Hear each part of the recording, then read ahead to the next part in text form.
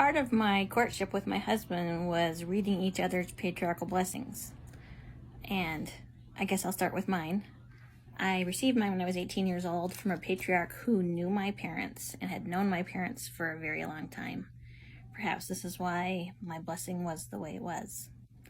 Although when my mom read it, her comment was, "Oh my God, Catherine, it's all this flowery language just like you." So that was nice to hear as a response to my sacred scripture from God. There were a couple passages I thought were a little bit alarming. I was told or blessed to have courage not once, not twice, but 3 times. And that scared me. It said, "I bless you that you may keep your body and mind clean and pure, unsnarled from the wickedness that goes on in our generation.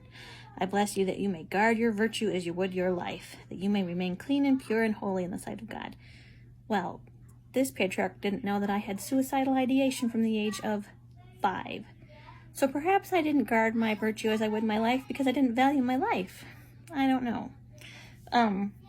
I did think this was personal scripture. I did believe it came from God, except for one little part. It goes like this. Okay. Sister, you have a great responsibility to your family to keep them close together and to share your love and concern one for another. You will recognize the wisdom of your parents and heed their counsel and listen to their desires and wants and needs. And I always thought that was a bullshit passage. I deliberately did not invite my parents to my blessing. I wanted it private. I wanted it by myself. And I think this bothered that patriarch just a little bit. So he threw in that little word for my mother and dad. However, there was a price for that. I always had a mental war that thinking this had been thrown in and was not inspired was a wicked thing for me to think. And so that plagued me.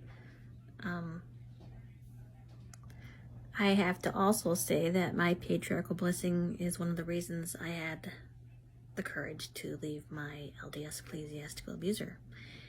It says in my blessing something about having a man who's worthy of me and worthy to be with me for time and all eternity. Never, ever did I feel like my first husband qualified. Never. I'd been seduced, I'd been groomed, I'd been trapped. And I had bishop and stake presidents tell me this was not so. And I clung to that patriarchal blessing and said, he is not the man I was meant to be with. He is not and never has been worthy of me. Maybe the church will stop giving blessings to women.